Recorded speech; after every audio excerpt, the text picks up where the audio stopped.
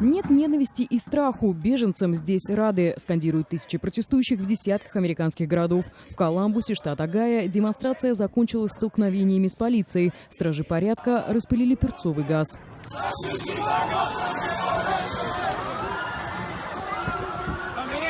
Исполняющая обязанности генпрокурора страны Салли Йейтс отказалась исполнять указ Трампа, назвав его неправомерным. Через пару часов она была уволена. В Белом доме заявили, что Йейтс предала Минюст, однако многие политики встали на ее сторону.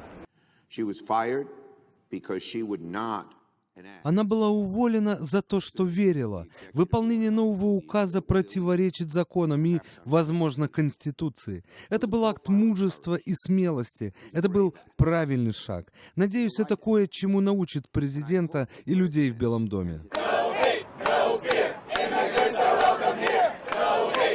Протестуют и сотрудники IT-компаний. В Калифорнии на улице вышли более 1000 сотрудников компании Google, основанной иммигрантом из России Сергеем Брином. Он также лично принимает участие в протестах. Прокурор штата Вашингтон направил в Федеральный окружной суд иск о признании неконституционным основных положений указа. Его примеру последовали представители мусульманского сообщества.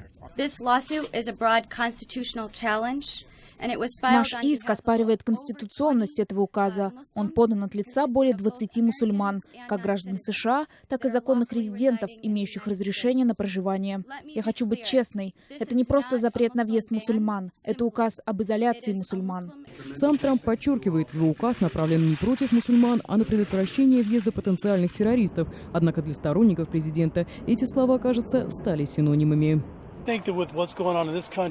Я думал обо всех этих взрывах и убийствах невинных людей, и по мне, так лучше держать всех мусульман подальше. Их проверка не работает. С хорошими мусульманами приезжают и плохие. Они сейчас ездят туда-сюда по многократным визам, тренируются там. Они не просто в гости ездят. Надо всех их там и оставить. Пресс-секретарь Белого дома назвал президентский указ игрой на опережение. Никакой конкретной угрозы не было. Суть в том, что мы не знаем, когда она возникнет. Мы не знаем, когда нашу границу пересечет человек, который нанесет нам вред. Поэтому идея в том, чтобы не ждать, случится это завтра или на следующей неделе. Президент не собирается этого ждать. Я уверяю вас, мы будем защищать нашу родину и без промедления примем для этого все меры. Однако слова Спайсера, кажется, не убедили американцев. Протесты продолжаются, и, по словам историка Лэри Сабата, они приняли беспрецедентный масштаб. Такого никогда не было раньше. Обычно уровень неприятия президентства выливается в массовые протесты только спустя хотя бы полгода, год, 2 или 3, или же на втором сроке, когда страна ввязалась в непопулярную войну. Трампу власти всего неделю, и его действия очень спорны.